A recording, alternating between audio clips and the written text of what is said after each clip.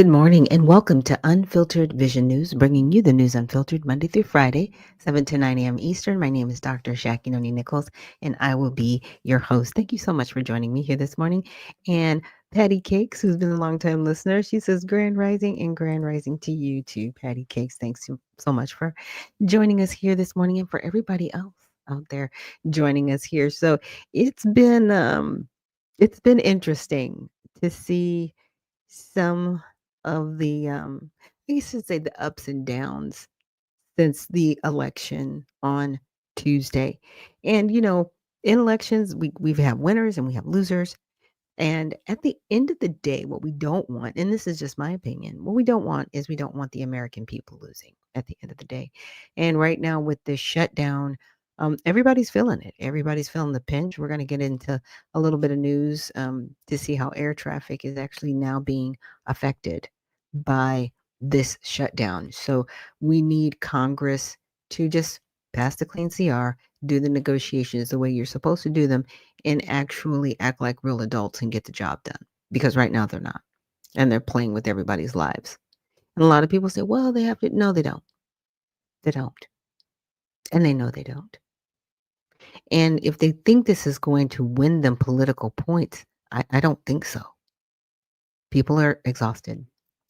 But we're going to get into some protests and some different things going on. But I wanted to start with a video first and foremost, celebrating Sharia law. And I found this very, very interesting. Absolutely. Zahran Mamdani, Islamic Caliphate, our brother in Islam, Islamic Caliphate of New York, starts today, baby. Islamic Caliphate of New York starts today. These people are celebrating Sharia law as if it's a good thing. It runs contrary to the Constitution of the United States, by the way. And just my opinion. Anybody who supports or wants Sharia law should be removed from the soil immediately and completely banned. I would be okay with any Muslims that support Sharia law being banned from the United States. Anybody out there agree with me? Let me know. But I'm down with that. I'm down with get up off the soil because you're a traitor to this country. You don't want to be here. You want to rule here and turn it into the place you left. Devastated. Okay? Disgusting. I don't want that here in America. But if that's what you want, that's cool. You can go back and live in that. But we don't want that over here. We need to be a lot more selective about the people that we allow in this country. And I know a lot of people might be listening to me and they're like, wow, yeah, because I'm an American citizen. I'm a born American citizen. I have history here that predates 1776. And a lot of people ask, like, why is that important? Because that is when our country not necessarily was founded, but that was a crossroads in our country. That was, the Civil War happened, the Constitution was established. There were a lot of good things that happened. Now, after that, there were some bad things that happened as well. Slavery still wasn't over for about 90 years. So we had to get there. And then once we got there, then they wanted to bring in Jim Crow laws, but that's another conversation altogether. But for people to cheer Sharia law, you have no idea what you're talking about. And it's young people like this that influence other young people, and they just think, oh, well, this is great. Let's just jump on the bandwagon. It's like, don't do that. Don't do that. Don't go against your own freedom because once you lose it, you will not get it back. Okay? You won't. And quickly, what I also wanted to do is just go over some things that I found on Sharia law that people may or may not be aware of, right?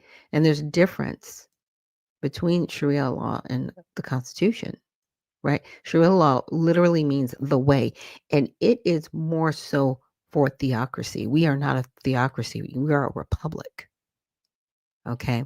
And an Islamic thought refers to a moral legal framework derived from the Quran, right?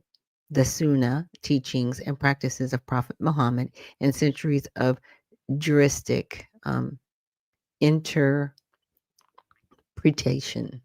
Okay, whatever that is. So Sharia is not a monolith, universally applied legal codes in all places. It is interpreted differently by different schools of Islam and in different cultural contexts. That's fine. But we don't want that here in America. I'm just letting you know, not here. You can do that wherever else you want to go, not here.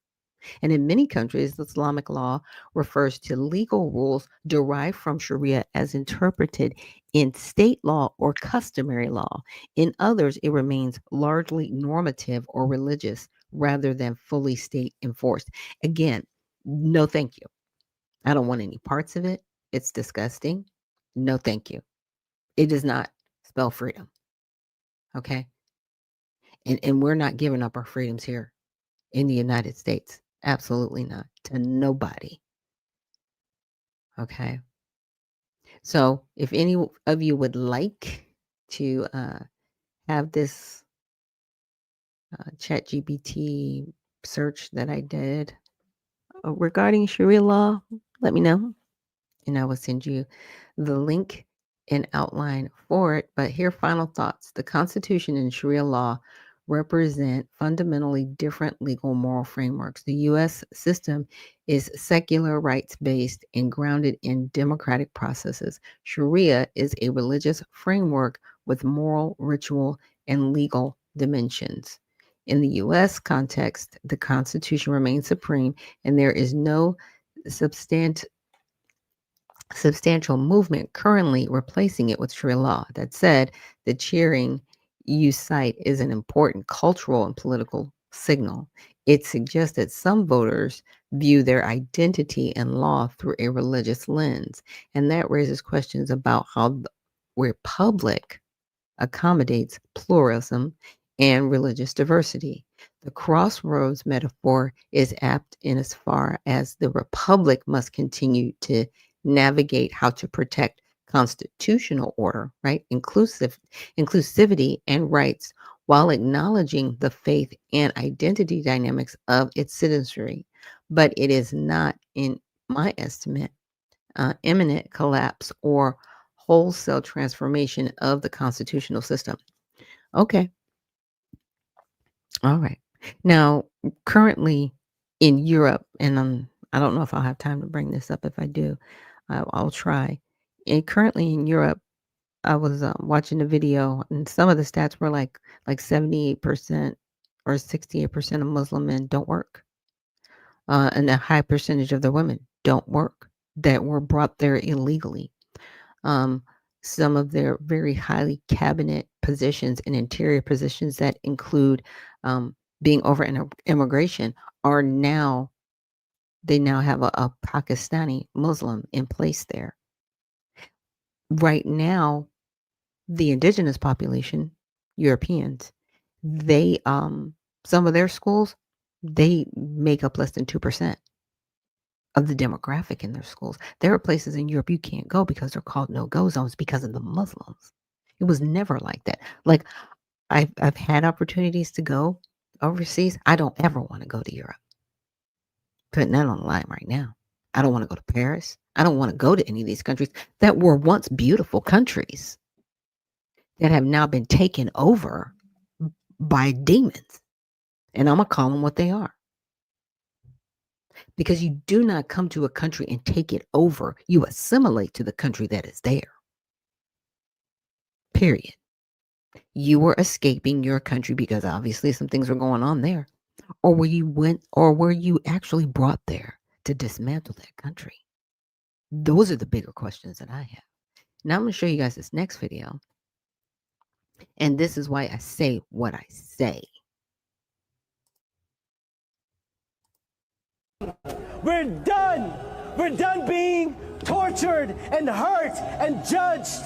This is the correct religion. This is the religion that all of humanity needs to be upon, of Islam. And we will not stop until it enters every home. So I want you to repeat after me. I want to hear it in every single district. It should tremble. Brooklyn should hear it. The Bronx should hear it. Queens should hear it. Say it as if the Ummah depends on this, my brothers and sisters. La ilaha illallah.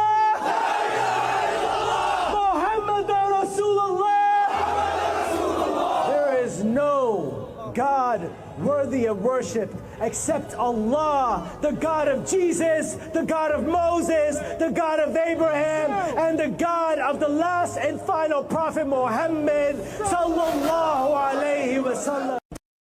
Okay. Yeah. That happened. That happened in New York, y'all. It happened. No. My God. The God that reigns supreme. That's over Allah, because there are many gods. If you actually do read the book of Genesis, there are gods, small g,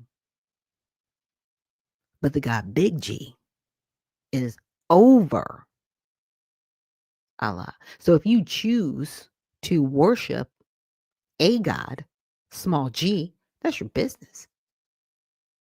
But you're not going to force it upon people here in the United States. That's the problem. Now, a lot of people say, well, people force Christianity on us. Christians do not force themselves on you. Trust. If they did, we might not have as many Christians as we do, because people, when they do that, they make the gospel very unattractive, in my opinion. Okay. The principles that I would say most of our Constitution is based on comes from the 10 Commandments, right? In principle, not in, hey, you have to worship this way. Because even in our Constitution, it says you have freedom of religion, because they knew what it was like to be under rule.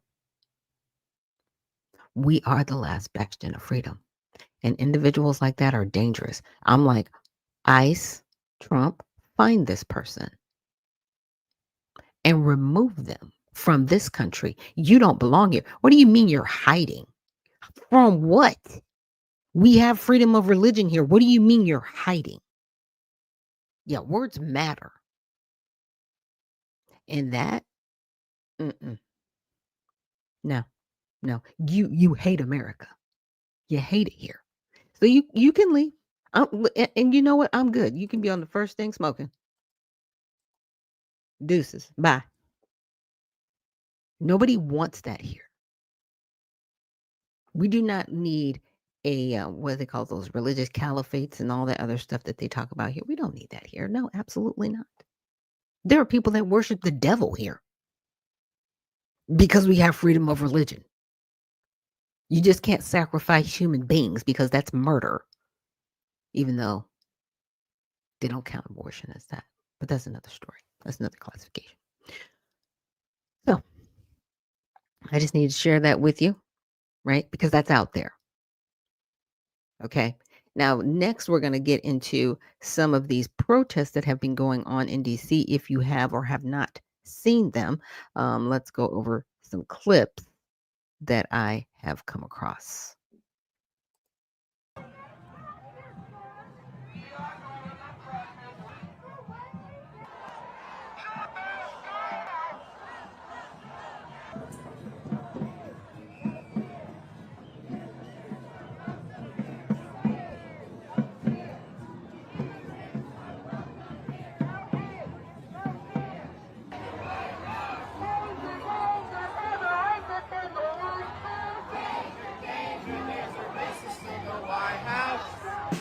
Now, what's funny is they're saying danger, danger, there's racism in the White House.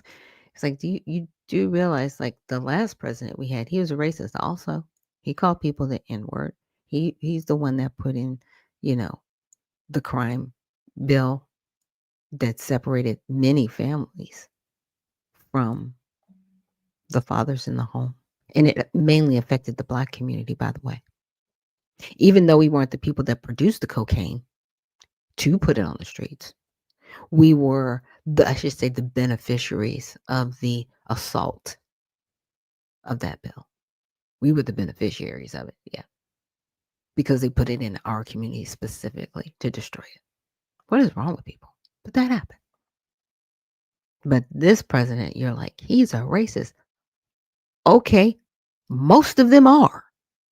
Newsflash, like, what are we talking about? Like, that's your thing? That's what you're gonna hang your hat on right now? Like, it's a big deal, he's a racist, and so are you. What? And somebody might say, "Oh my gosh, how could you call somebody else a racist?" Okay, here's the definition of a racist. It's when you put down another class of people to lift yourself up. It's real simple. And you have to be involved in an act of racism to be a racist. So yeah, it would be silly for me to just call somebody a racist, not even knowing if they were involved in an act of racism. Do you see how this works? Do you see how this works? Yeah. Awkward.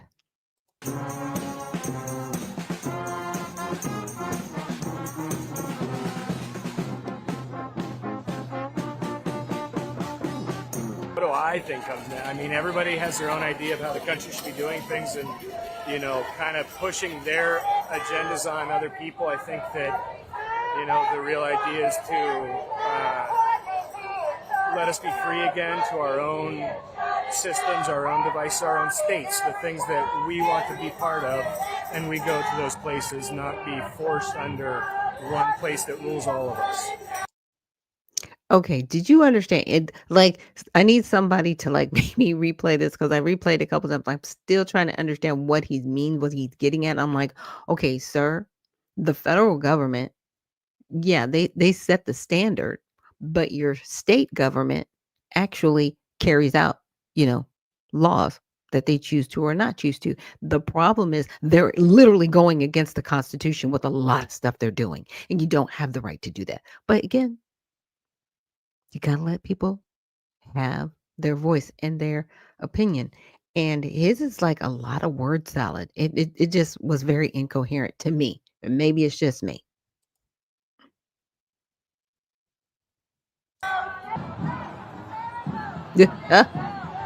Okay, I gotta get that one in there. Cajun lady said central casting, nothing more than paid agitators. Look, well said. Oh, it gets better. It gets better.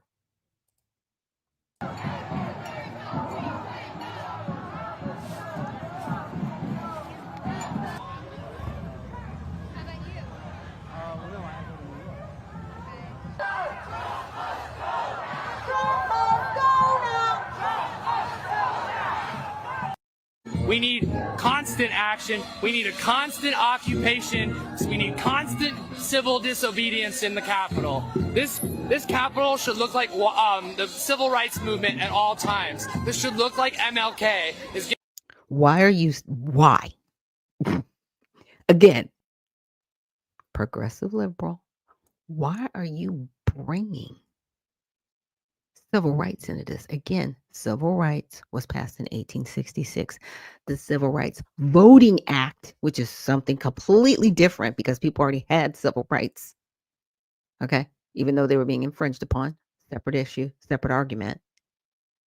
What are you talking about? What are you talking about? There was a point and purpose because people couldn't vote, sir. Like something was happening to people purposely. They could not vote. Like literally, their civil rights that had already been established were being infringed upon. And here you are going, we need to occupy this like MLK. Why do you keep going back to that well? That's my question. Create your own well. Am I wrong here? Give me something, y'all. Give me something. Give me something. Why do you keep going back to this well? I need people to pick a new well to derive from for their cause.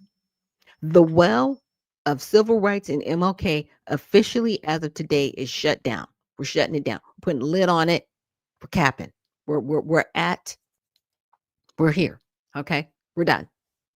You no longer get to derive from that well. You don't get to go to it. You don't get to smell it, sniff it, touch it, nothing. Figure out another cause to go along with your cause to dip into to forward your movement. Okay. Let me know if I'm wrong here. Anybody out there? Listen. And Cajun Lady says it's pure ignorance. I do not disagree. And Patty Cake says, and they keep asking, where's the Black Americans? We're not going outside petitioning for illegal immigrants, which is a big part of a lot of why these people are even out here. They want illegal activity. No, we're not supporting illegal immigration. We're not supporting the mutilation of children and other people. We're not supporting men and women's bathrooms. We're not supporting men and women's sports. We're not supporting degenerate behavior. We're not supporting that. Now, there were some black people out there speckled in. Not saying that there weren't. There were. I saw them. They were on camera. Look, I got some more videos to show you.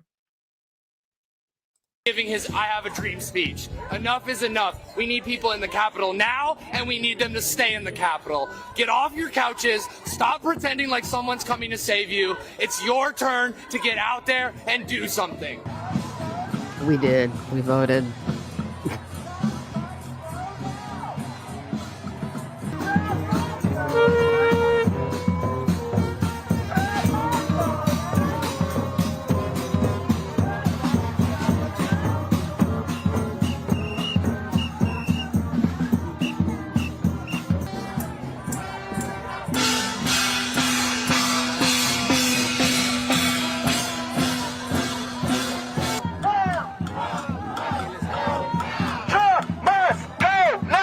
Now, see, this rainbow represents when God said he would no longer destroy the earth with water.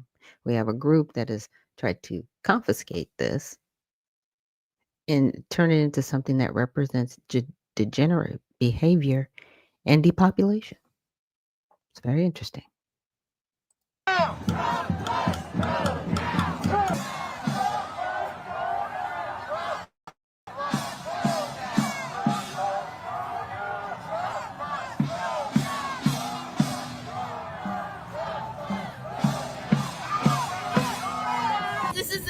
Of the fall of his regime, you know, and the winter months are coming and we need to build that momentum, that push. We had a great day yesterday, so today it's a celebration, but you know, we have more work to do, so we're out here, you know, get to DC. We got to DC.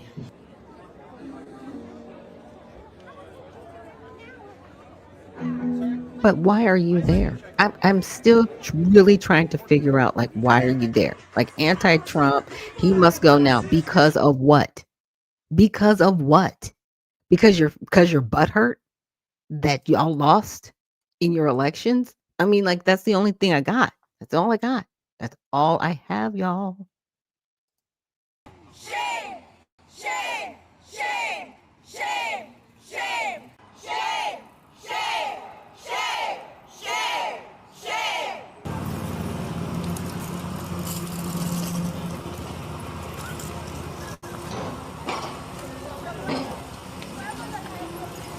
Now, this was on September 2nd, this particular thing that happened. I'm looking at the bug. So I didn't realize that this happened in September. Just bringing it to y'all's attention. There's like almost no cars coming through here. I wouldn't worry too much.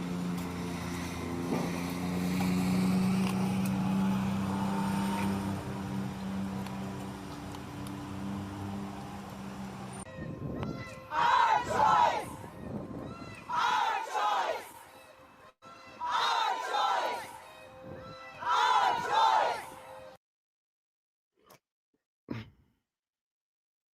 There's more. Look, there's one more, y'all. About 0.8%. I don't think that's very good. The top 1%, let's talk about them. Okay. They saw their wages increase by 181.7%. Shameful. In annualized terms, that comes out to about 2.4% compared to our 0.8%. That means that wealth gains at the top don't trickle down, do they? Those who've been silent, especially the Latino community, those families Now, don't this afford that you're seeing, this happened yesterday. So these same handmaids people came out yesterday. We're told that after the war, the Nazis vanished without a trace, but battalions of fascists still dream of a master race. The history books that tell of the defeat in 45, but they all came out on the good court on the day the Nazis died.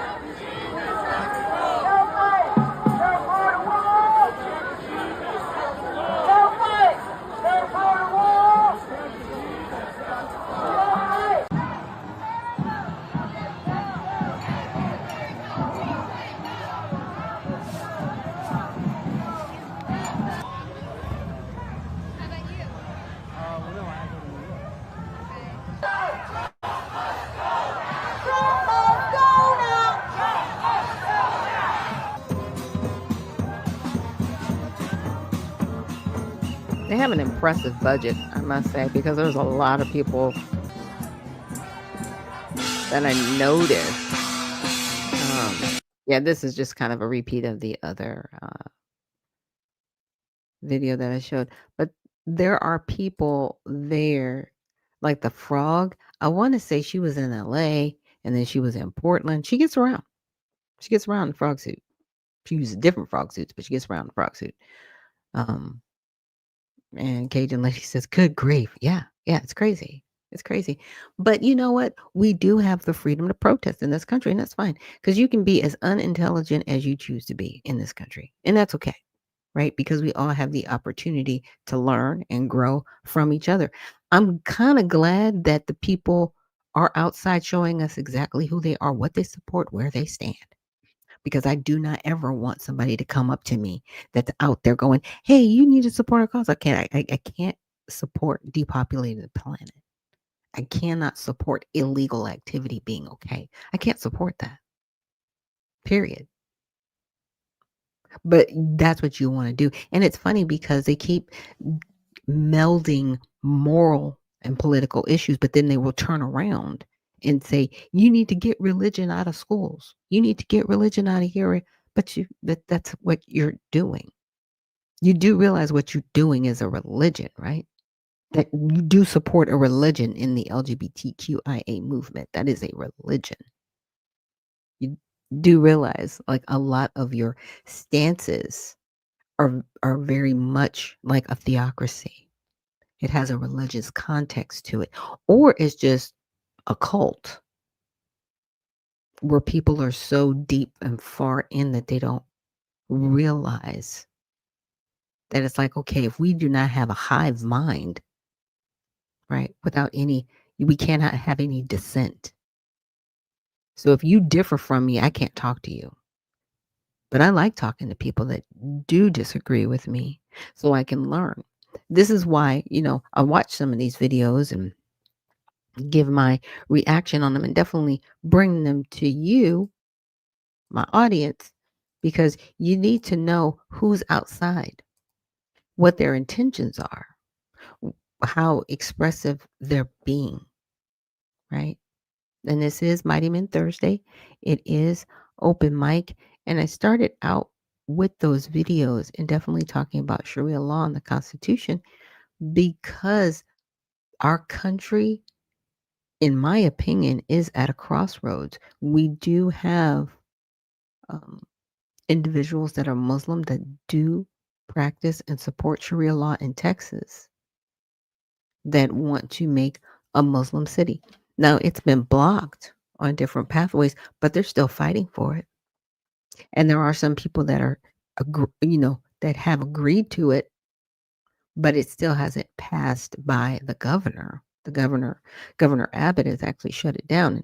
And, he's better than me because I would just have people deported and have their citizenship revoked. I would just shut it down.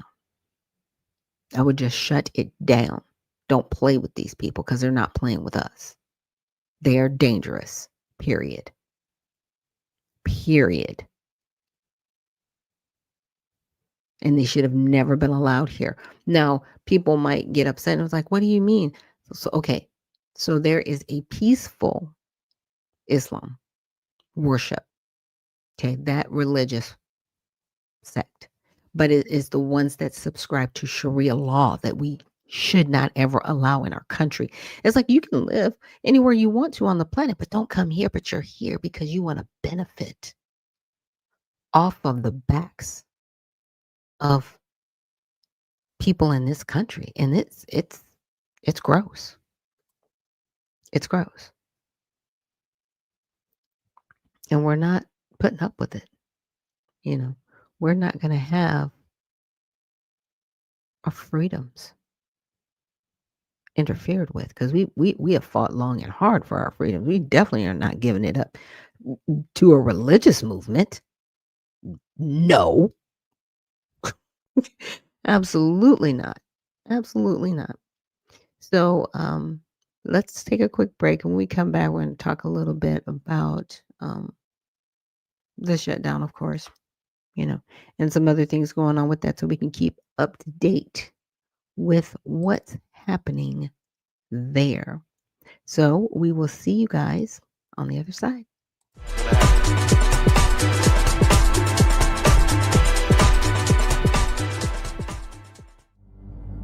A life empowered is closer than you think. We're all looking for a better way. Reimagine what's next with a new sense of exuberance. Why not power on like you mean it? Or power off blissfully? A better sleep is a better awake. You've never moved like this before.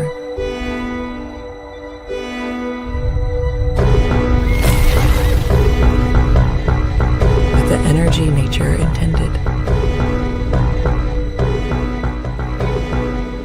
Imagine reprogramming the way you look at the speed of science.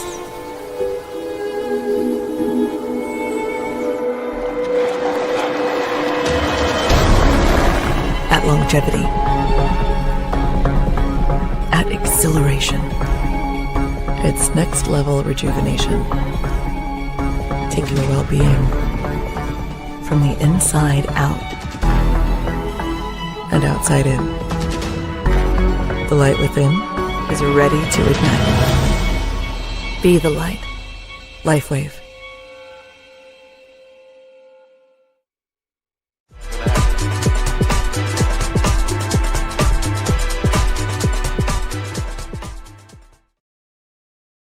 And we are back. Thank you so much for joining us here on Unfiltered Vision News, bringing you the news unfiltered Monday through Friday, 7 to 9 a.m. Eastern.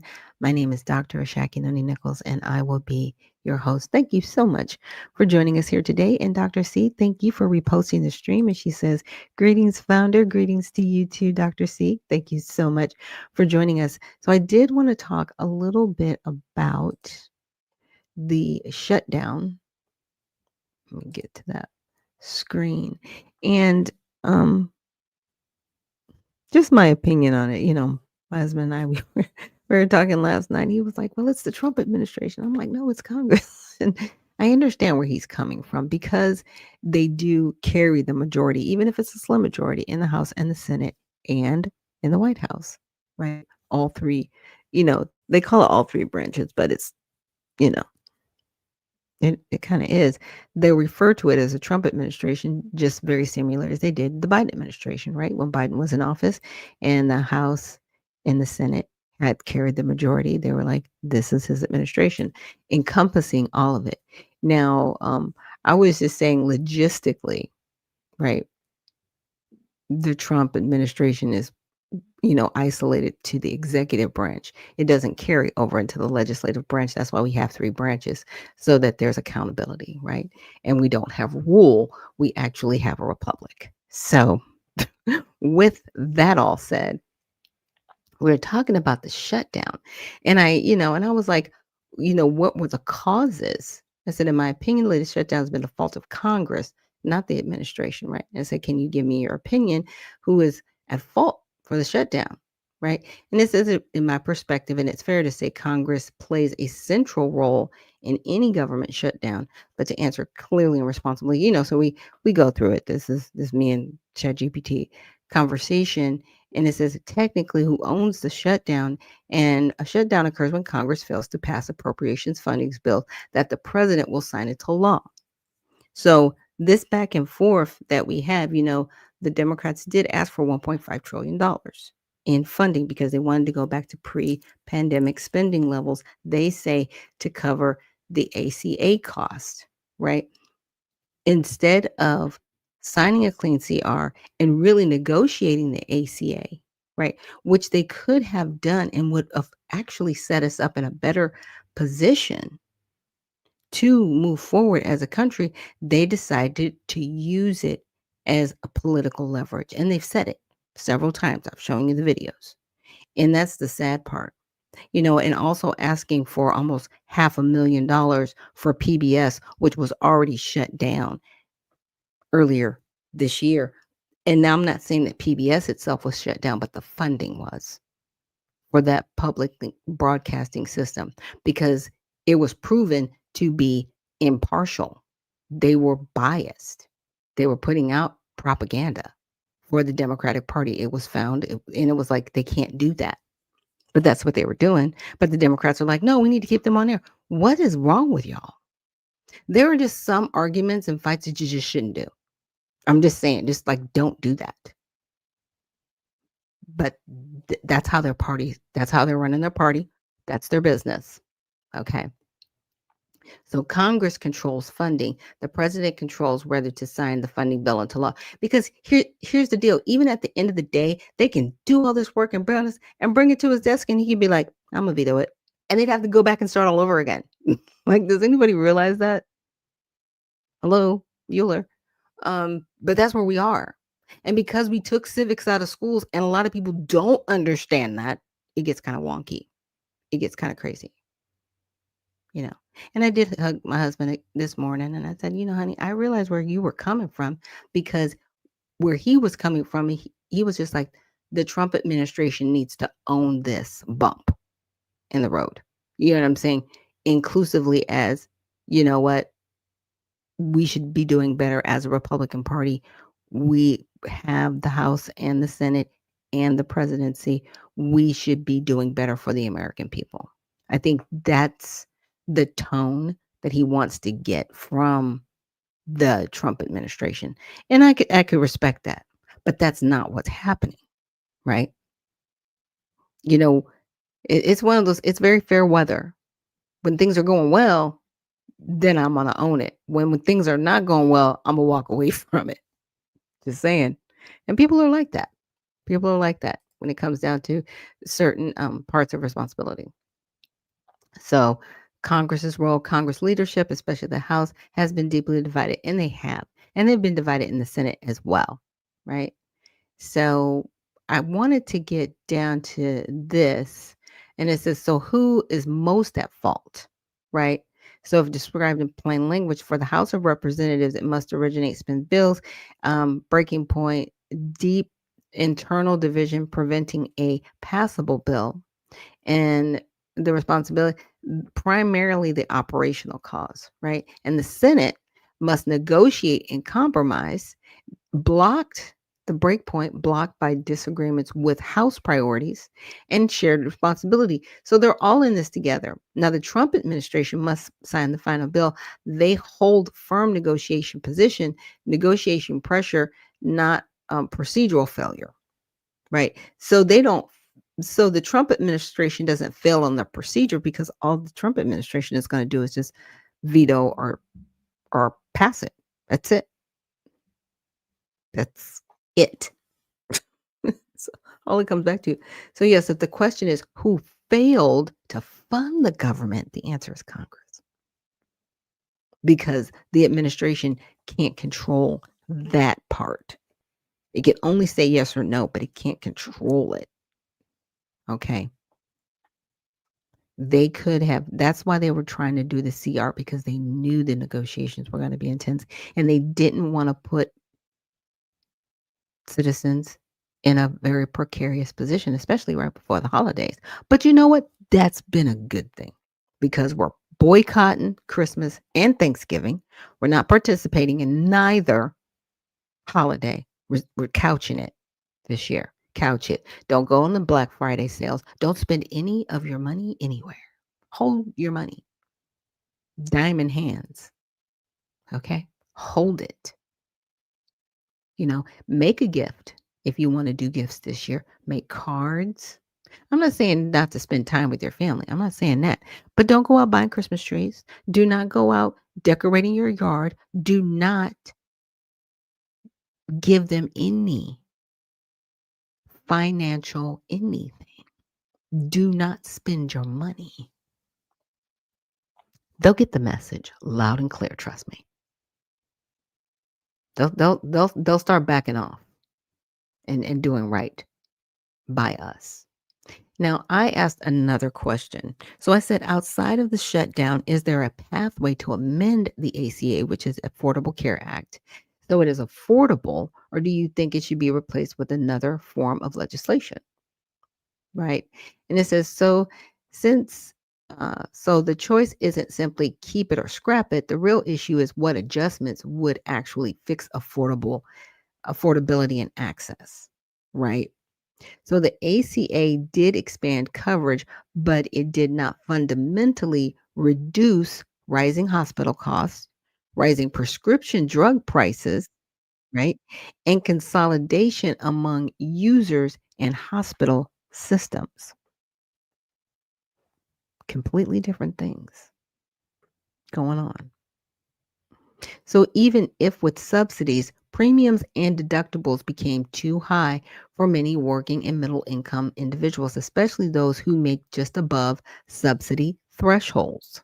That's where the affordability squeeze is happening. So is there a pathway to amend the ACA instead of replacing it entirely? Yes. There are several practical amendments that could stabilize costs without destroying the current system. These are the most credible bipartisan friendly reforms, right? So cap out-of-pocket costs. So currently deductibles can exceed $8,000 per person. Congress could legally cap deductibles for marketplace plans. And that's immediate affordability relief. Why aren't they doing that? Why are you trying to bankrupt people and then blame them if they don't have health insurance? Like, it's weird. Maybe it's not weird. Maybe they just hate people. I don't know.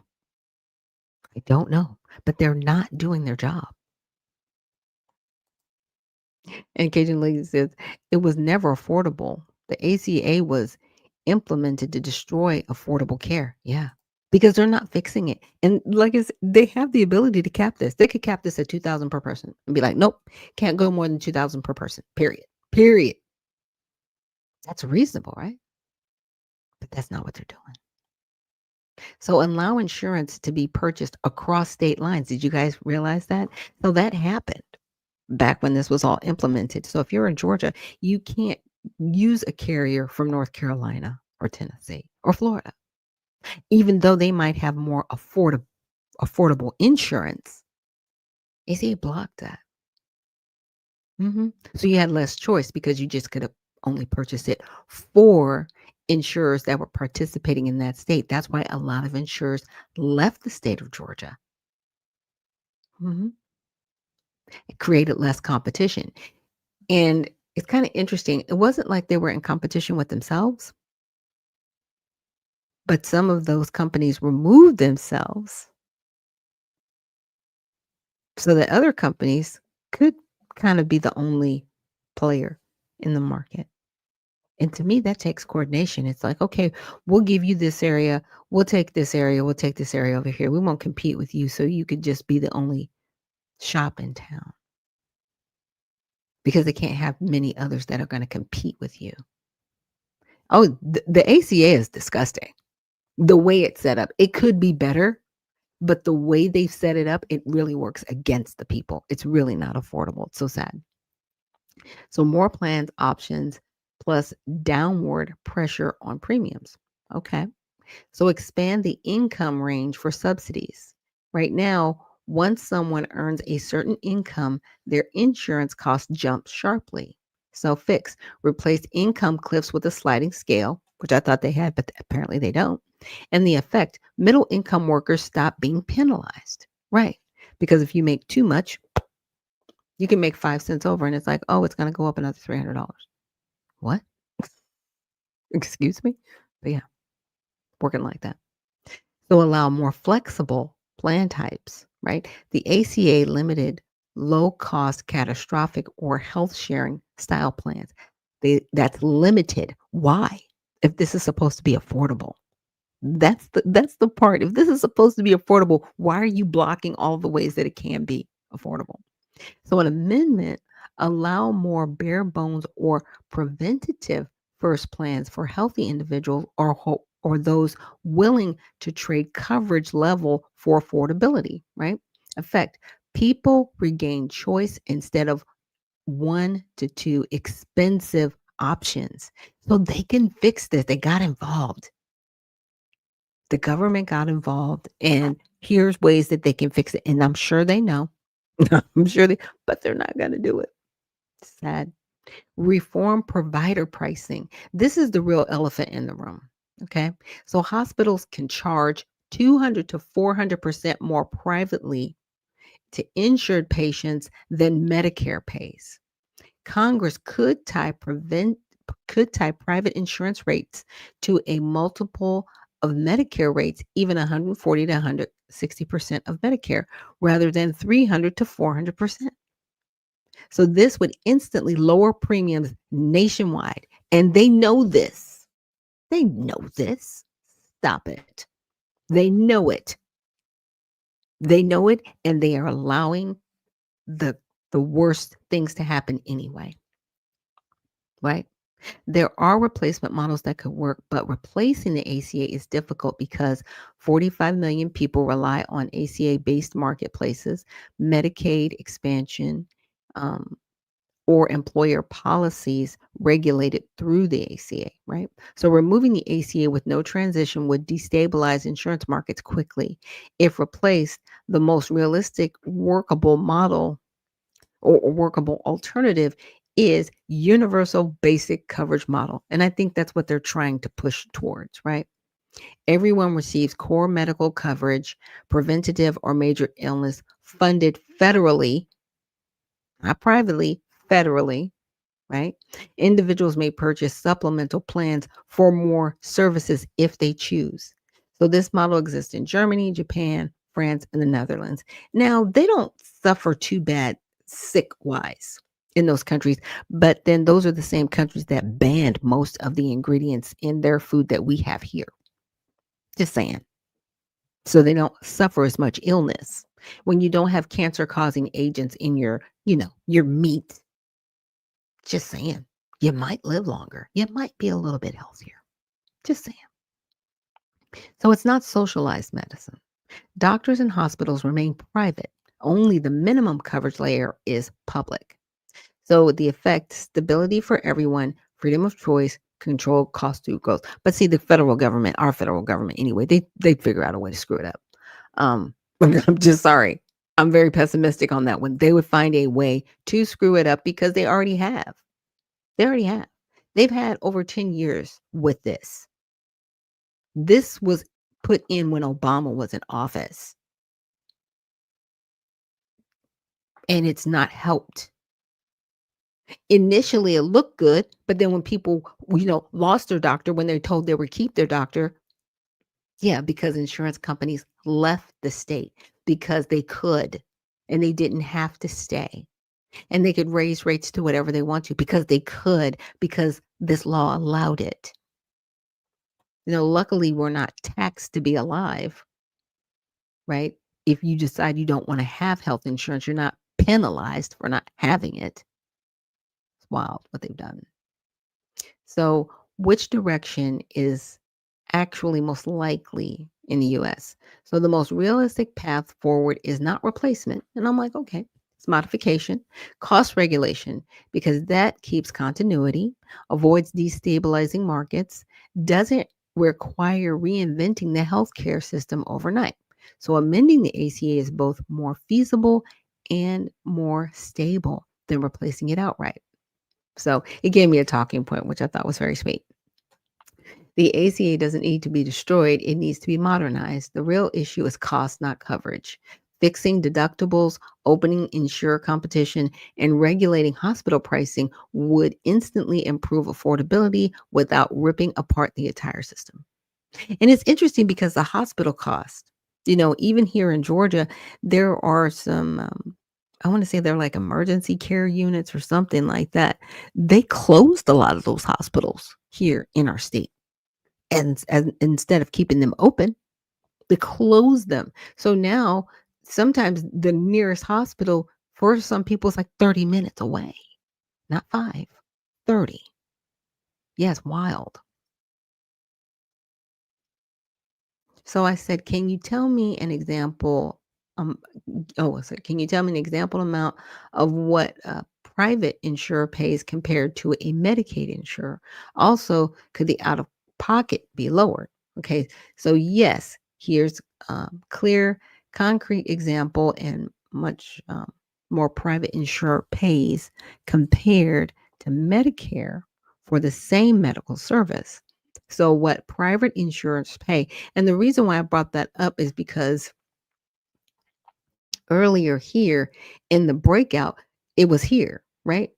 It said the real elephant in the room. Hospitals can charge this high premium and not be um, basically given a slap on the hand for it. They can just do it carte blanche.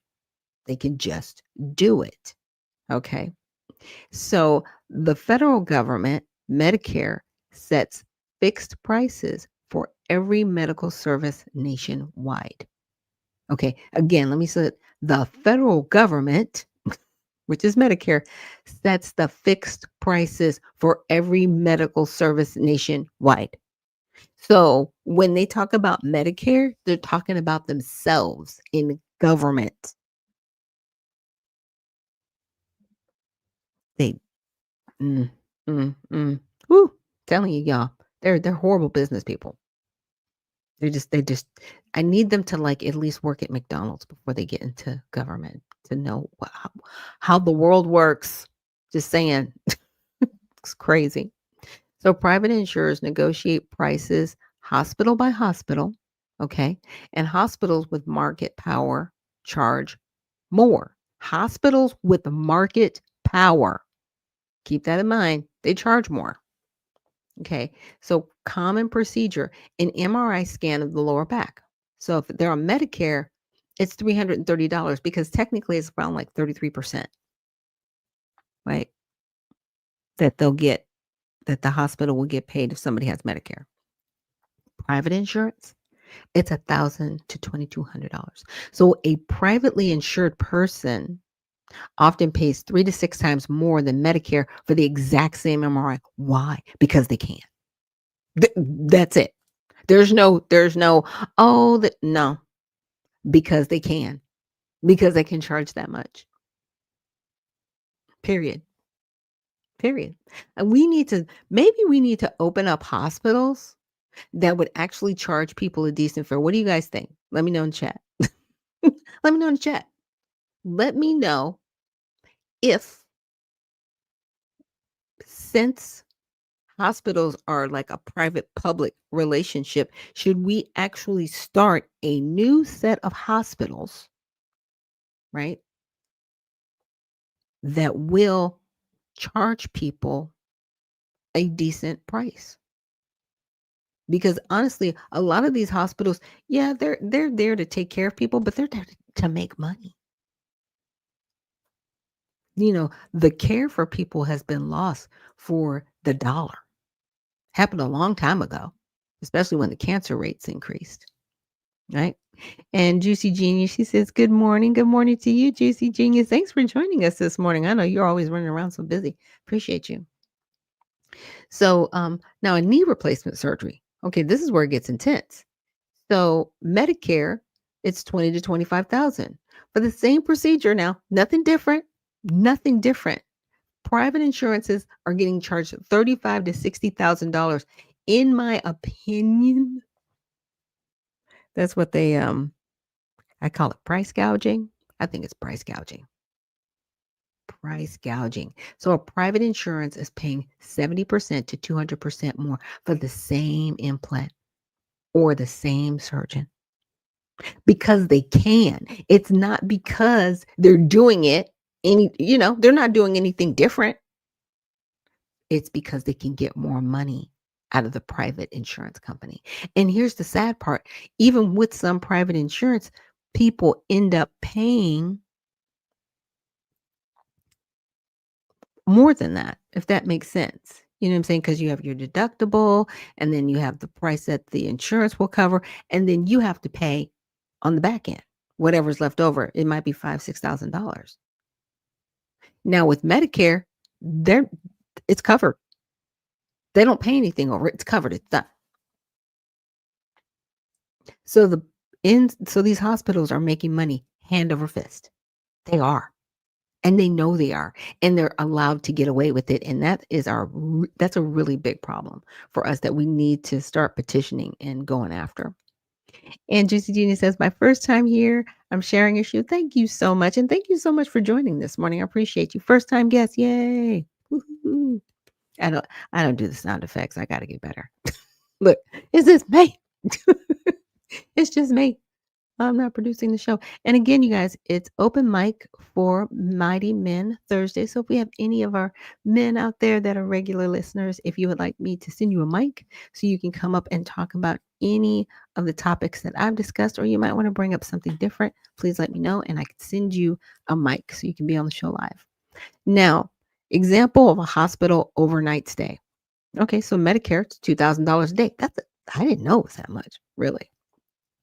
Private insurance, $4,500 to $10,000 a day. And that's, again, the private insurers often pay 2 to 5 times more. And there's no reason for it. It's just because they can, right? And this is why a lot of people, unfortunately, have to file bankruptcy. They go bankrupt for just trying to care for themselves. But then people want to turn around, not pointing fingers at progressives or liberals, but I'm going to point a lot of fingers at you. Healthcare is a right. People have a right to be healthy. Okay, then these individuals that are overcharging people because they're overcharging them, and that should be a crime, they're allowed to get away with it. Because see, then they can say, well, it's different coding and it's private. No, I think there should be severe investigations for any hospitals charging people 5 to 10 times more than Medicare. Okay. You can't claw back the money. You can't get it back. But there should be major lawsuits brought. In some of these hospitals, in my opinion, they should have to, pay back the American people that they've defrauded, because that's fraud. You can't charge somebody something different for the same procedure. That's fraud, in my opinion. I mean, I don't know. I think there's a legal case for it. Just saying. Either that or we open up our own hospitals. We start opening up hospitals that are actually going to charge people what it's fair. You've got places like, I live here in Georgia, so it's like Piedmont and Kaiser and all these other, and they do the same thing. And they do it because that's just been industry standard. Maybe we need to start changing the standard and open up a completely different facility that's based on, if Medicare is the base, then that's what's supposed to be charged. And that's it. So that means that people that brought their private insurance there to whatever this facility is called, they would not get charged more than the person that is on Medicare. Yeah. Maybe we would have less bankruptcies for medical reasons if that was the case. Now, why this matters, the price gap is the real source of high premiums, high deductibles, and high copays, right? So when hospitals charge private insurance more, that cost gets passed to individuals. It sure does. So could out-of-pocket costs be lowered? Yes. And there are 2 realistic legal mechanisms to do it: cap deductibles and OOP maximums by law. So they could do this. So currently the ACA allows out-of-pocket premiums up to $9,450. So this OOP is out of pocket. Okay. So it's about almost 94.50 for individuals. Congress could legally cap it. For example, set max deductibles 2,000 and out of pocket to 4,000. That's it. And that would be it. The insurance companies would have a fit because they would not be able to, with impunity, charge whatever they wanted.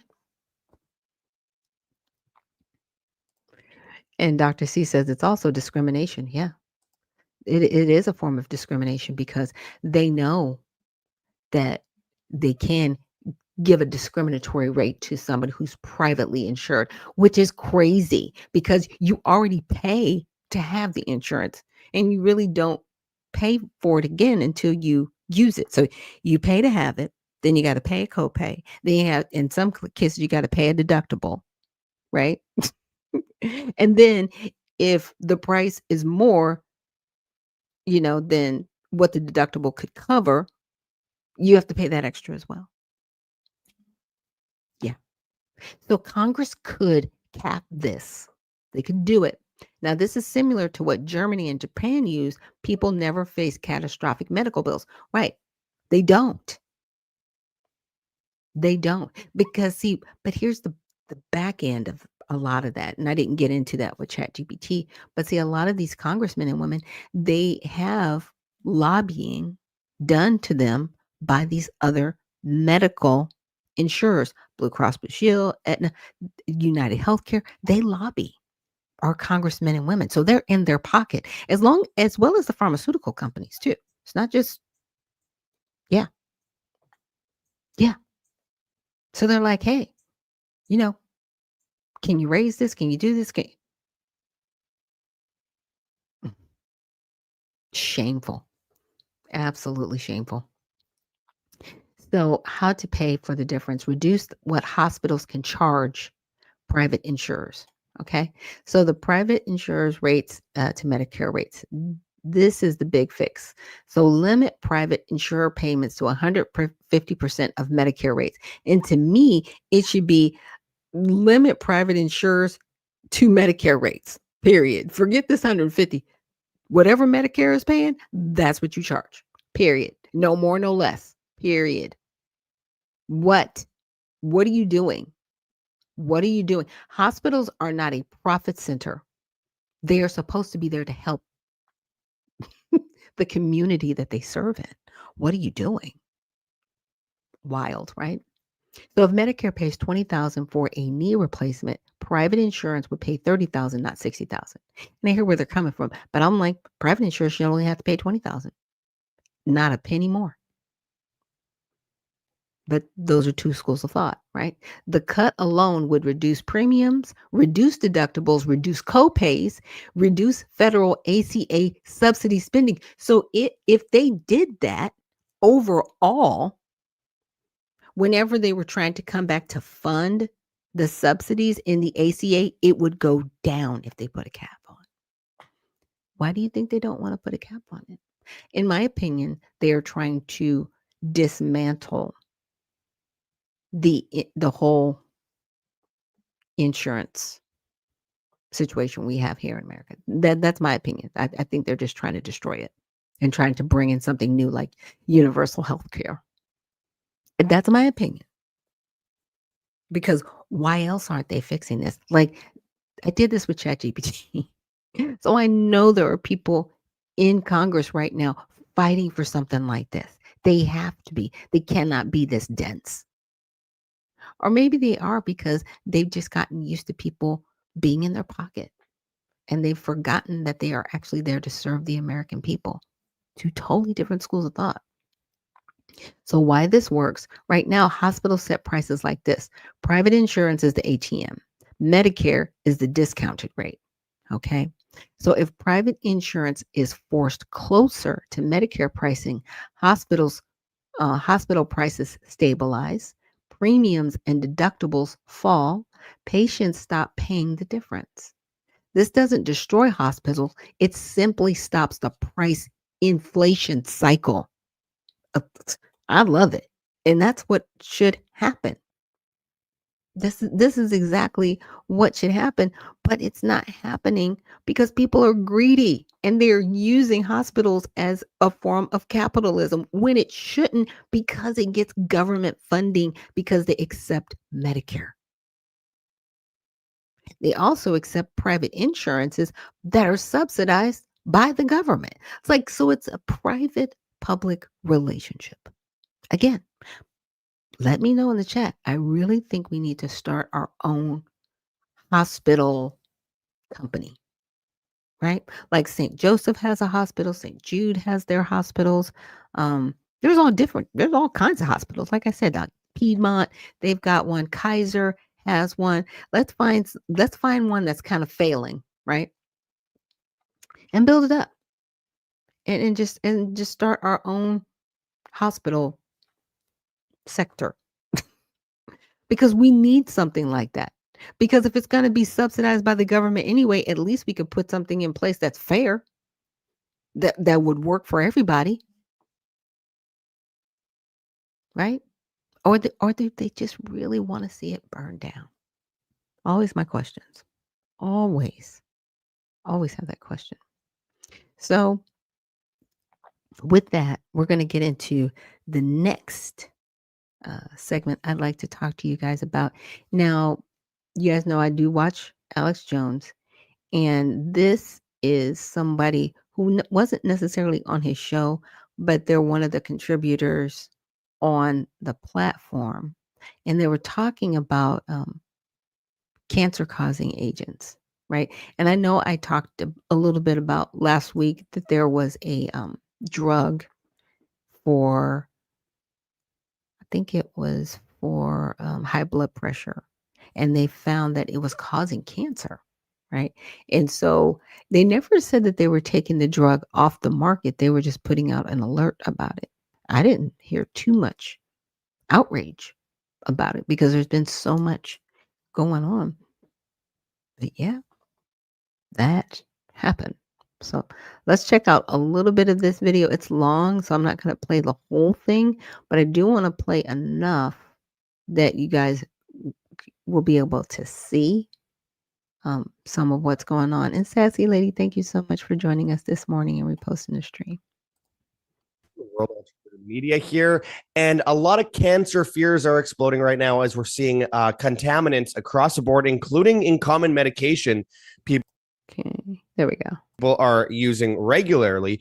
As we see out of Natural News here, it says cancer fears explode as FDA recalls over 500,000 bottles of blood pressure pills contaminated with toxic chemical. We're hearing news like this at the same time as we also hear recently on Halloween.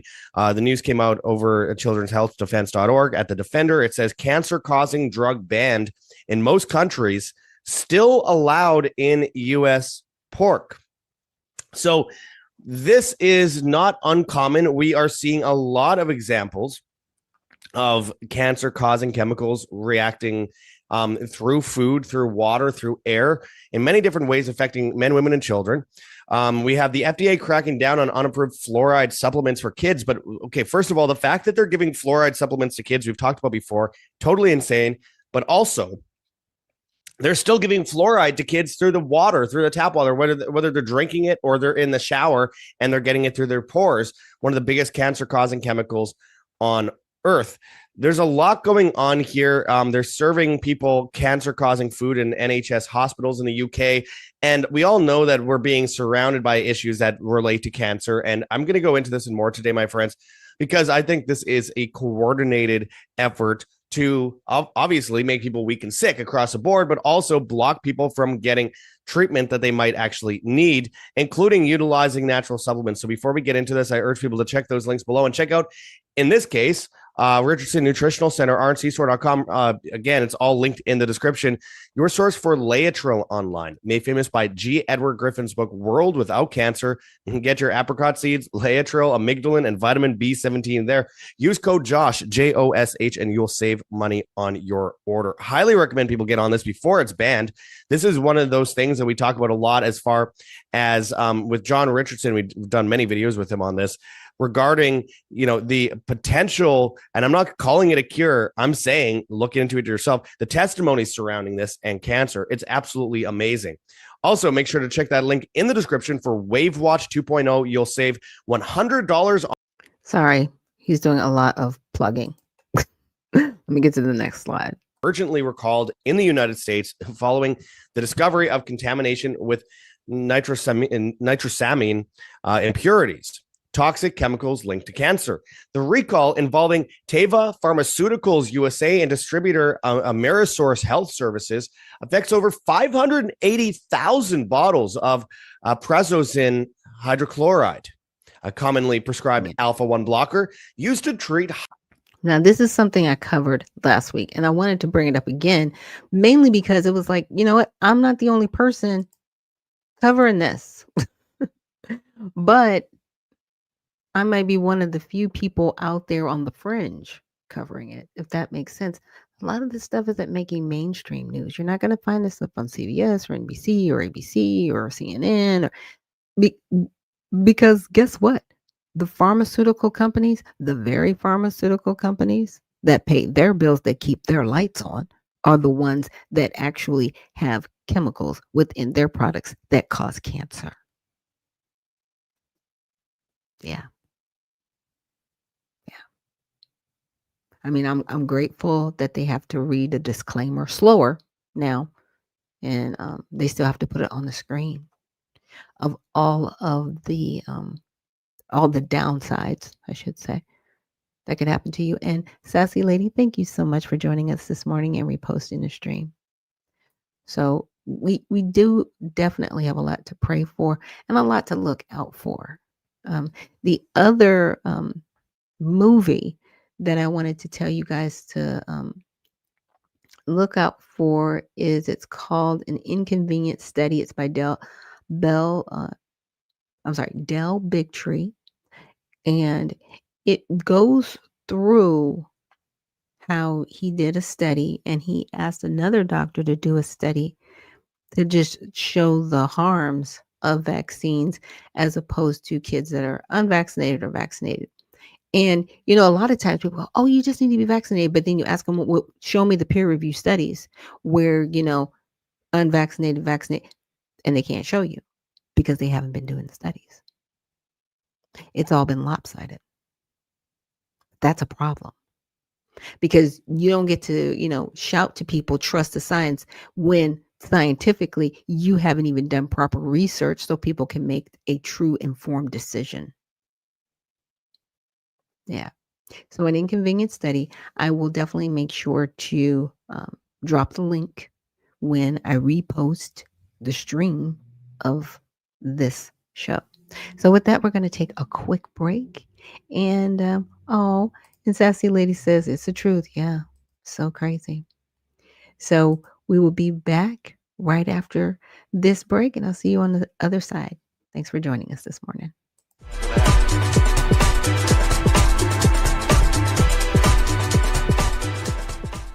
At All Sides, we believe At All Sides, we give bias ratings for hundreds of media outlets. By freeing people from filter bubbles and providing different perspectives, we can all be better equipped to understand the world and each other. So how do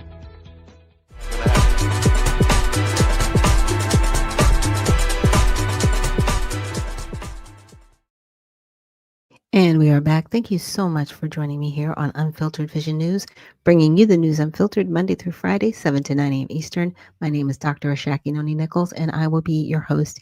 And Sassy Lady says, what in the world? This is awful. Yes, she was saying that in regards to the last segment before we took a break. And it is. It's very terrible what is happening with our medication, with our foods, and definitely how how Congress is handling the ACA. So we need to put together something where we can talk to them, or maybe not. Like I said, I am all for doing something different, right? Starting our own hospitals. Why not? Why can't we? Why can't we get a group of doctors that want to start their own hospital and actually charge people the same rates as Medicare, right? Yeah. And creating a system where people are taken care of. We cannot continue to get upset with the federal government, but at the same time rely on the federal government, right? We have to just do the right thing, period. And we can. We can. We definitely have the tools and the ability to do it. So let's get it done, right? Okay. So I wanted to move on to this next article talking about how U.S. reduces air traffic by 10% amid government shutdown. Now, the government shutdown at this juncture has been going on. I want to say this is the 36th day today. And this is the longest one that we've ever actually had. There were imminent threats of government shutdowns before. This is why they created the CR in 2012 so that they could continue to work right in government and do their negotiations without actually affecting the general public. But the only other two times that it's happened, it's been under Donald Trump's administrations. I wonder why. Because we get, I get it that you just want to make this person look bad, and you really you've got it in for this individual, but you have to see that your emotional tactics and your leveraging is hurting other people. So I need you to get out of the way of your own feelings and do what's right by the American people. And I need the American people to remember every single member of the House and the Senate that have put us in this position, and they need to be removed from office so they can never put us in this position again. Don't you ever forget what happened here. Ever. And this is Republicans and Democrats. Don't you ever forget what happened. Don't you ever forget what they did. Because if you do and you put them back in office, shame on you. I'm not voting for any of them. And Jackson, good morning, Jackson. Thank you so much. He says Grand Rising and Grand Rising to you. Thank you so much for joining us here on Unfiltered Vision News. So the Federal Aviation Administration, the FAA, announced Wednesday that it will reduce flight capacity by 10% at 40 major airports across the U.S. in response to staffing shortages caused by the ongoing government shutdown. And they have to, because the air traffic controllers can't get to work, you guys. They can't get there. So for the details, roughly 3,500 to 4,000 flights, daily flights could be affected. The FAA Administrator Brian Bedford and Transportation Secretary Sean Duffy said the decision aims to prioritize safety and ease pressure on air traffic controllers, right? Who have been working without pay and face increasing absences. They said the agency will consult with airline industry leaders to implement capacity cuts and manage scheduling disruptions. The reductions will reportedly affect both commercial air traffic and related activities like space launches. I don't think I'm not really concerned about space launches right now. Like, you can ground that for right now. Like, I'm okay with it. I'm more concerned about people that are taking daily flights right now, and I don't want them injured. Okay. So to manage limited staffing, the agency has activated a national airspace flow program to reduce congestion, which could cause longer delays nationwide. Absolutely. Because you're only going to let so many people in here because you have to. Because you don't have the people they're working. They can't get to work because they're not getting paid. But see, the FAA administrator, Brian Bedford, he's getting paid. Just understand, there are people that are outside of Congress that are at the tippy top that are getting paid. This person right here is not missing a paycheck. But the air traffic controllers are. The people that we actually need, they're not getting paid. Yeah. So the federal government shutdown now in its 36th day has intensified disruptions across the U.S. air travel system. More than 10,000 flights were delayed last week, and approximately 11,000 have been delayed this week. Air traffic controllers and Transportation Secretary Administration TSA agents are among the essential federal employees still required to work despite missing paychecks. And guess what? Some of them stopped showing up to work Because I've seen some videos where people have waited in line for hours because people can't get back and forth to work. They're not making money like that. I think that job pays like maybe $40,000-$50,000 a year, if that. No, nobody's balling at TSA. Sorry, it's not happening.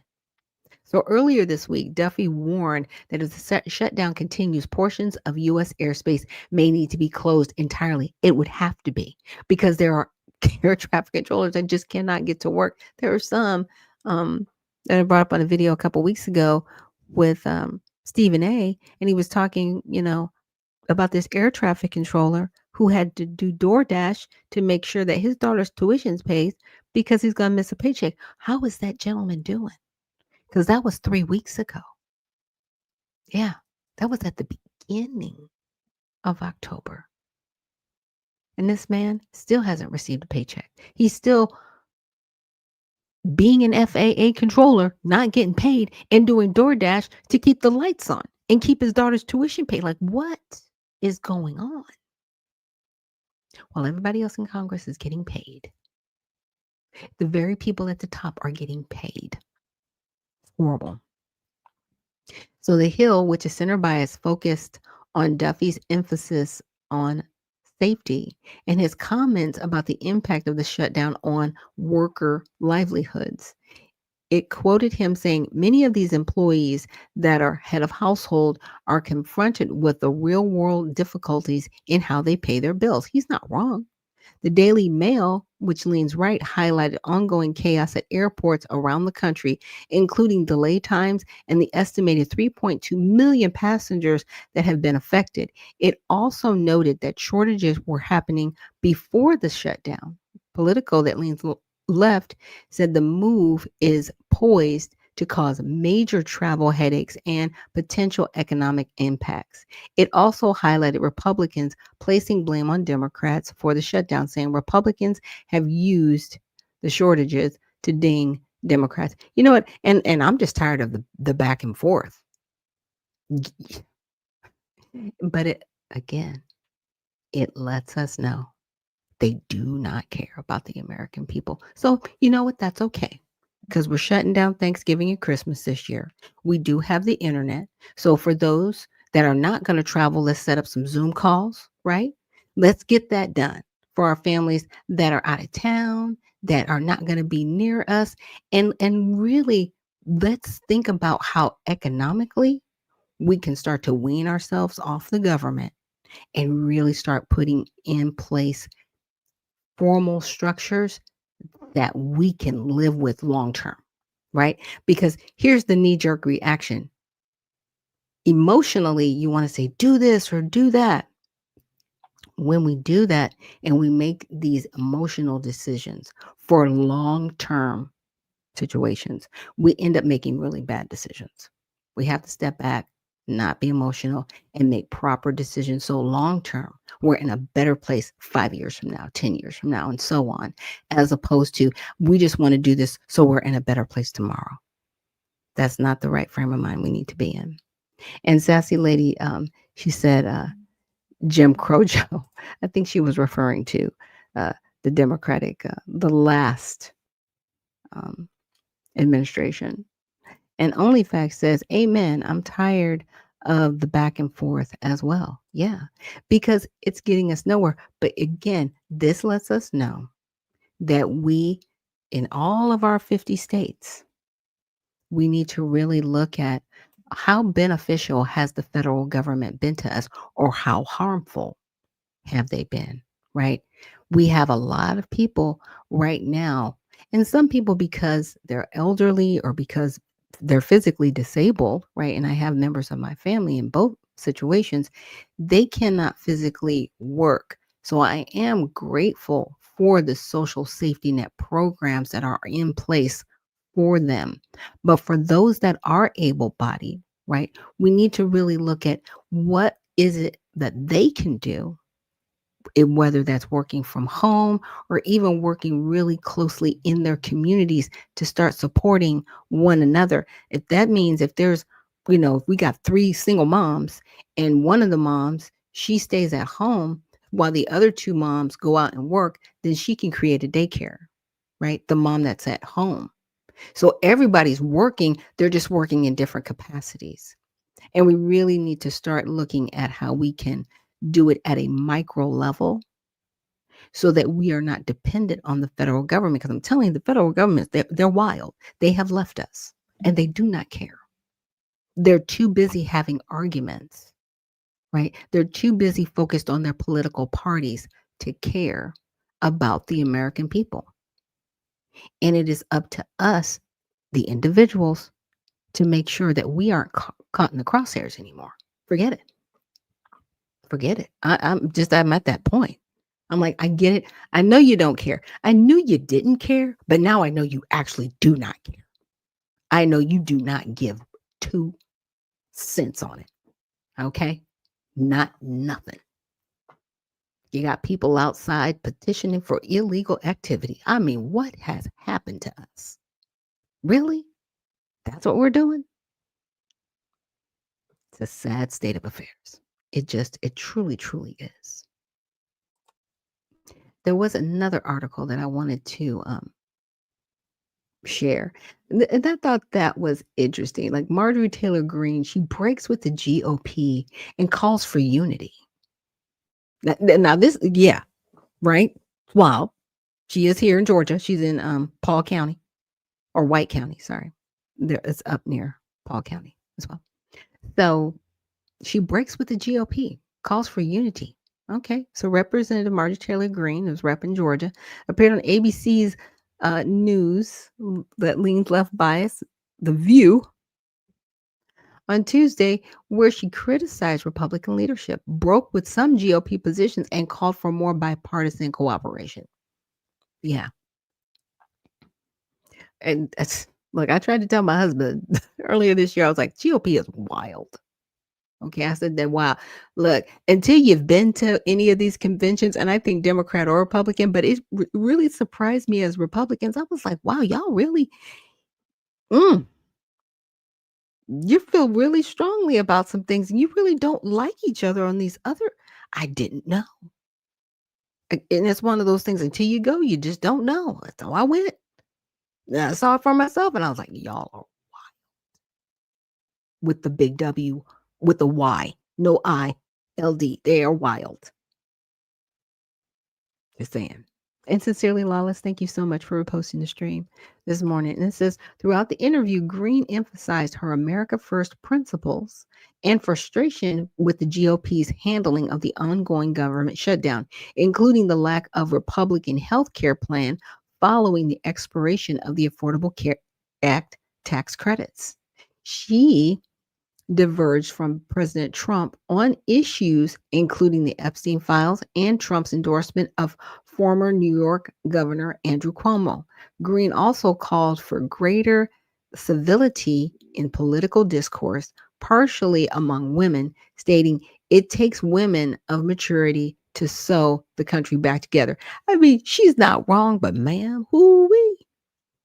I mean, you got taken off of like how many committees because of some of the things you said that were disunifying. So, I mean, maybe she's turned a new leaf, you guys. Maybe she's matured in this area, but I'm sorry. There's just a lot of things I have to step back. I have to let you, I need to see some growth, like consistent growth, not like this emotional knee-jerk reaction because it politically serves you right now, to see if you're real. Because at this point, most of these people in office, they say what they need to say so they can stay in office. They don't care. They don't care because I see your actions behind it. So let's see some action behind all these nice words, and we'll see. Not that we're being judgy, but we are reserving, feedback. I'll say that. So for context, Greene has been known for her prominent support of Trump and for promoting elements of the MAGA agenda. Since taking office in 2021, she has built a reputation as one of the House's most polarizing figures, often clashing with both Democrats and members of her own party.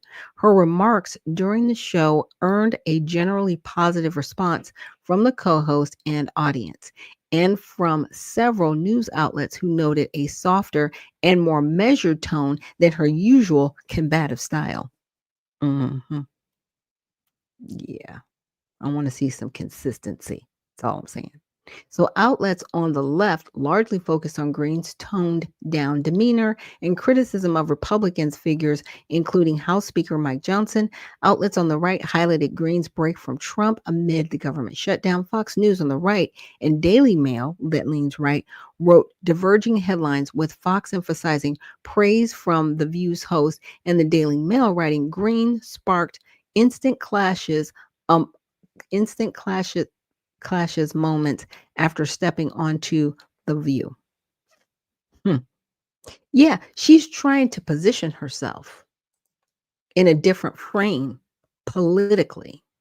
I think my husband says she might be thinking about running for president. Yeah, and this is how it starts. She's making the rounds. Okay, this is what they call making the rounds, and she's making the rounds politically to just to see polling wise what she can do, where she can get to. She will still be held very highly as a flawed candidate. Still flawed.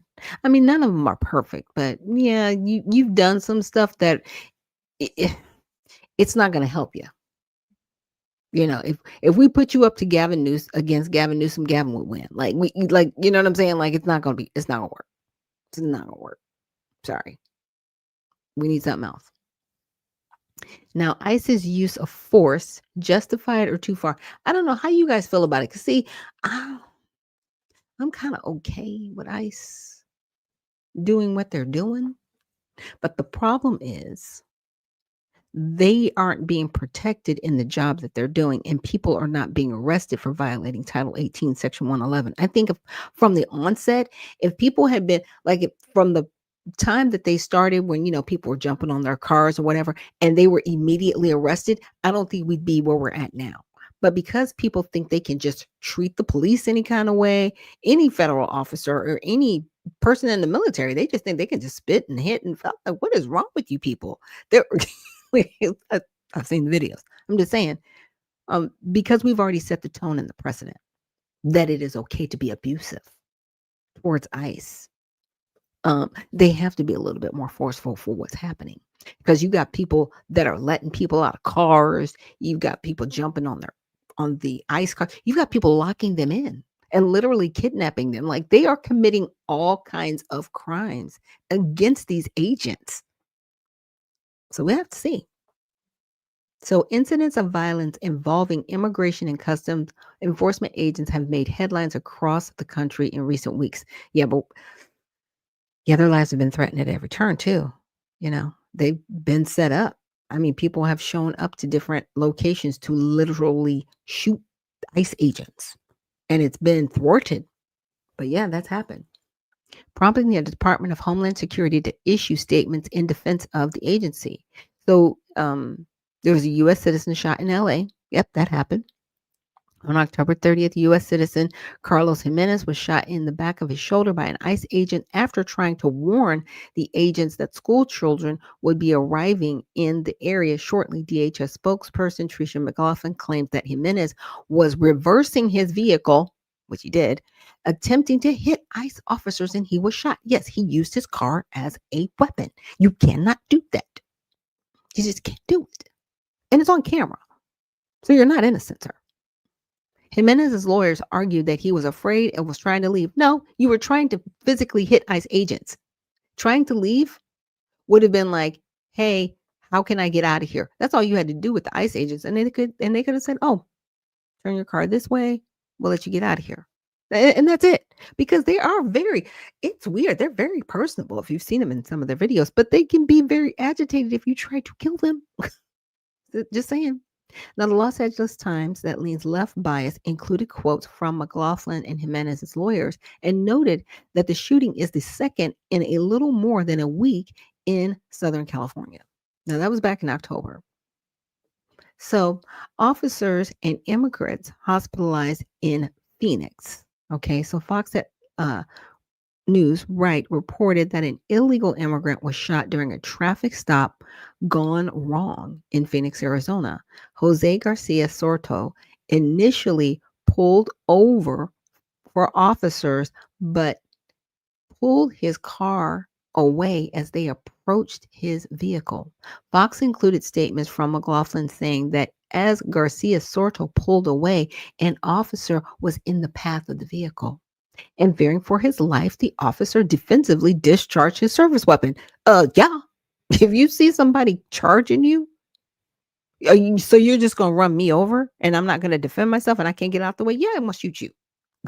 What? What are we doing? Both were brought to the hospital, though reports do not show that the officer who fired the gun was evaluated but not injured. Okay. Now, the pastor shot with pepper spray in Chicago suburb, and this was weird. A widely circulated video shows Reverend David Black at the First Presbyterian Church in Chicago suburb being shot in the head with a pepper ball by an ICE agent from the roof because he was on the ground. Okay, so that driveway, when they're stepping in there, that is government facility ground. You could be in the street technically, right? But you better not be in the way of those ICE agents. There are places for you to protest if you want to protest, but you can't be in the driveway. And that's where it was. So the Hill Center included McLaughlin's comments that the video did not show the demonstrators throwing rocks, bottles, and fireworks at the facility, and that law enforcement verbally warned these agitators that there would be use of force if they didn't move. What is wrong with you? The Hill has also noted that in the recorded clip, Black could be seen gazing at officers with open hands prior to being shot by the pepper ball. Look, sir, you should be encouraging people to say, hey, we're here to protest, but we need to protest safely. And stop throwing things. But you're a part of the problem. Not encouraging people to stop acting crazy. You're a part of this. It's wild. It's very wild what's happening outside, you guys. So that's our all sides. But now I wanted to shift because this is Mighty Men Thursday. Again, it's open mic, so we do have enough time. If there's anybody who would like to, any men out there that would like for me to send them a mic, you can send me a message on X or just comment here in the comments and let me know, like, hey, bring me a mic so I can get up on stage, and I can send you a link so you can talk directly here on the show and just give your opinion or maybe talk about the topics I'm covering, or you might want to share something with us that we don't know yet. But with that, I'm going to get into our next story or article. And I covered this a little bit a few weeks ago when I came across it, but I wanted to come across it again because right now, again, group economics, we need to help other people that really want to do good things in the community. Now, I'm going to preface this and say, I don't know if this gentleman is a Black American or not. I know he's from Chicago, but I just know he's a good person. And I just want to see his business continue to thrive, even though he's had a setback. And this happened earlier this year in April. I just wanted to highlight what he's gone through and then definitely share, right, where we can give him some of our support. Constitutional right to carry a gun in the state of Illinois if you have the proper licenses. But some Black gun owners say their rights are being violated. CBS News Chicago investigator Dorothy Tucker uncovered several cases where they were stopped by police and charged with felonies despite having everything in order, leaving them to pick up the pieces of their lives. We did something that's never been done before, watermelon cheesecake. A cheesecake tasting in the south suburbs. Louis McWilliams' dream is to grow his business. And it's gonna blow you away. I like it. All was good. Oh my God, so good. I told you. This is like a Jolly Ranch. Until this. Right, I can't say right now, this is the I'm an an entrepreneur. I have a cheesecake company called Ann's Flavored Cheesecakes. At the time of this interview, Lewis faced a felony charge. This has been very traumatic for me. I feel like my rights was violated. His Second Amendment rights. Lewis is an avid gun owner. Just got me the AR top, one in the middle. In April, Lewis was pulled over on the south side, West 79th Street. He had a missing front plate. Hey, yes, sir. How you doing, boss? Good, good. The first thing he did, tell the officers he had a gun. Okay, where's your firearm? On my side. Okay, you got your concealed carry license? According to state law, in order to carry a legal gun in your car, you need a firearms license, better known as a FOID card, and a concealed and carry license, commonly called a CCL. This is Lewis's card, and it's valid. That's what he handed the officers.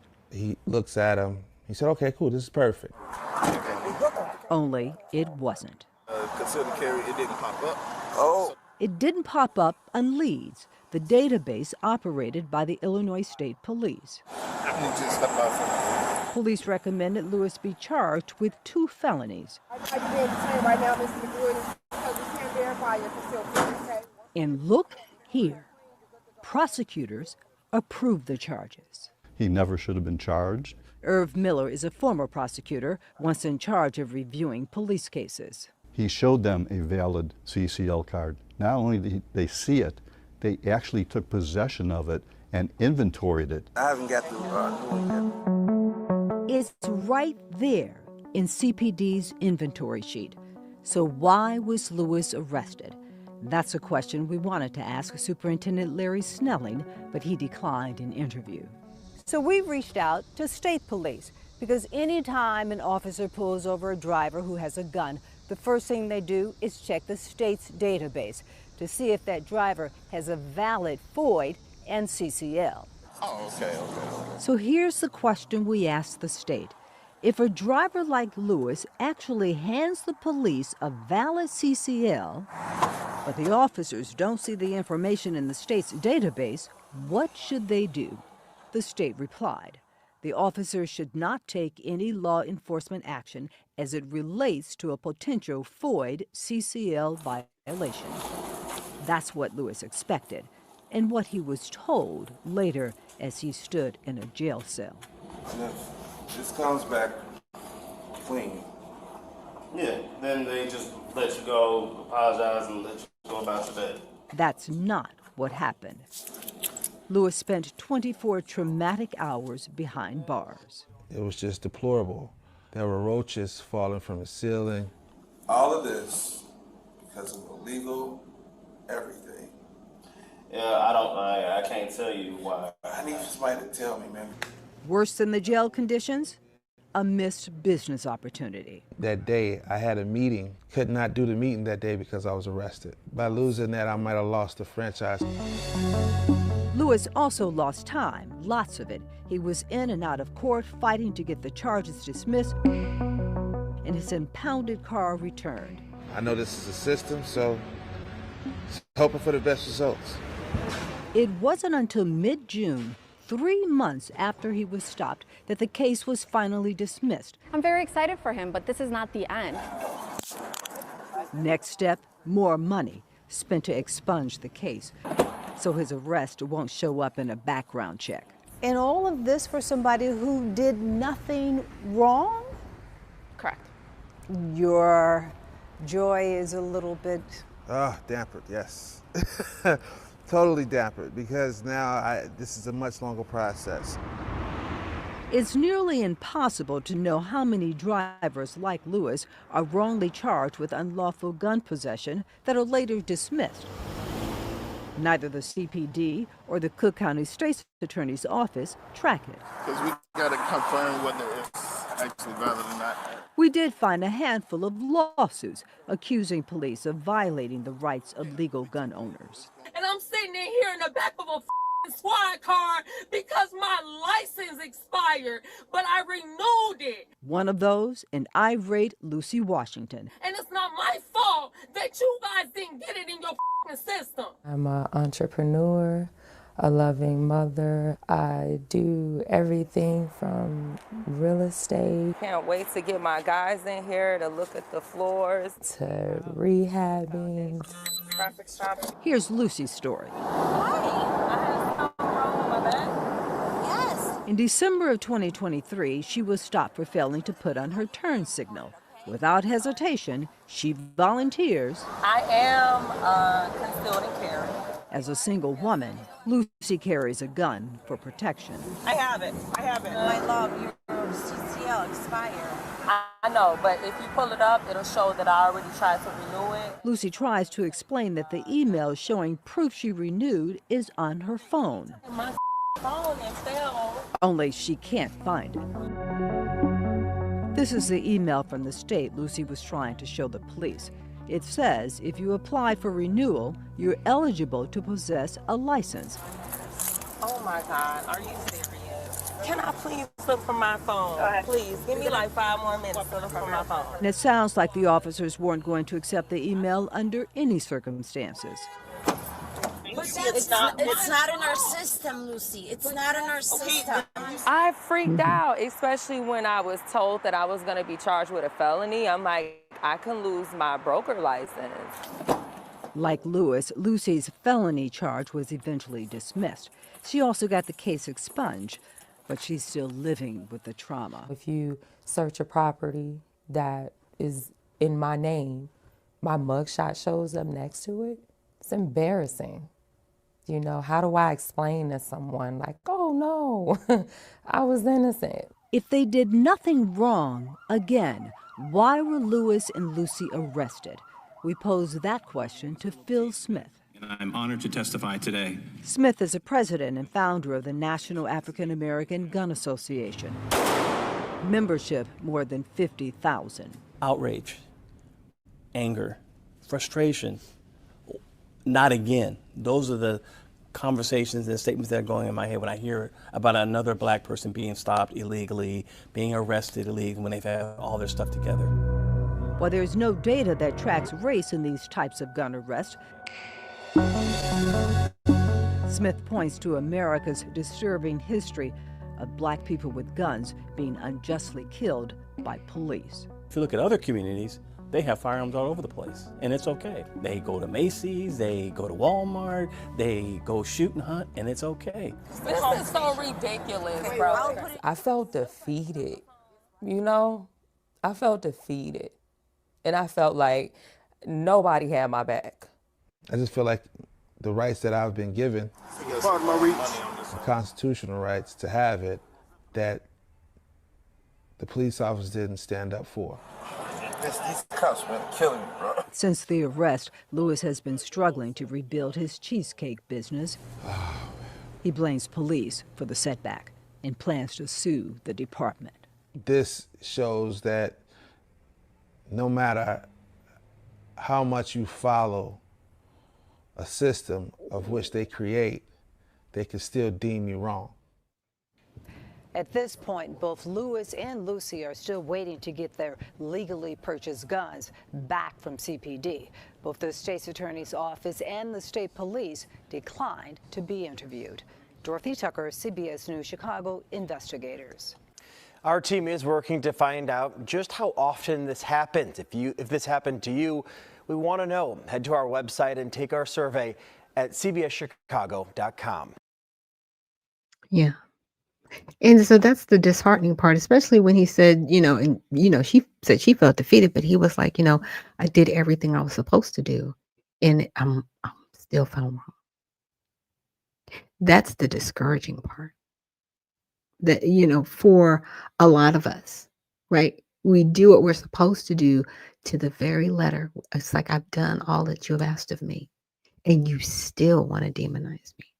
But I wanted to, do something uplifting for this individual and just highlight him on the show today and show you where you can actually follow him on Facebook. And oops, I don't know who this is from. I deal with a lot of people around town, I should say, or in different parts of the country. So it's Anne's Flavored Cheesecake, right? And this is watermelon, pineapple, and green apple. That must be some interesting cheesecake. Because I'm one of those real standard cheesecake people. I like my cheesecake with little strawberries and whipped cream. Like very, very standard. Love Cheesecake Factory as well. So this was a post he did in 2020. Get your Ann's flavored cheesecake variety sampler pack. And this incident actually happened to him in, I want to say, April of this year. So it's October now. And I think that expose was done somewhere around September, October timeframe, where he's finally got the record expunged, just different things going on. But I just wanted to share this with you guys. Now, the website isn't working, but if you wanted more information from him, you can check out his Gmail, and it's Ann's Flavored Cheesecakes at gmail.com. If maybe you have an event coming up and you want him to, supply sample, or you might be a small business out there and you want his cheesecakes at your location. So let's check out some of the photos that he has. Okay, so he's done a private tasting, and that was in August, right? So he's doing things, and I'm grateful that that spirit hasn't been knocked out. I want to say it knocked a few of the wind out of his sails, but not completely. And that's where we as a community, we can do some things to just lift each other up, because that's what we need right now, because that's what's important. Just helping each other out and giving that hand up to those that are out there wanting to do well, just wanting to do the right thing, right? So with that, thank you so much for joining us here on Unfiltered Vision News, Mighty Men Thursday. And our man for the day is... Okay, let me get his look. I want to get his name right. His name, Lewis McWilliams. Yes, because it's very different. It's an Irish name, McWilliams. It's definitely Irish, but Lewis McWilliams, and being the founder of Ann's Flavored Cheesecakes. So again, thank you for joining us here on Unfiltered Vision News. And tomorrow is going to be Prayer with Fridays, where we definitely pray Thanksgiving and cover going into the weekend. So thank you so much for joining us here today on Unfiltered Vision News. And remember, stay well, stay focused, and stay unfiltered. We'll see you in the next one.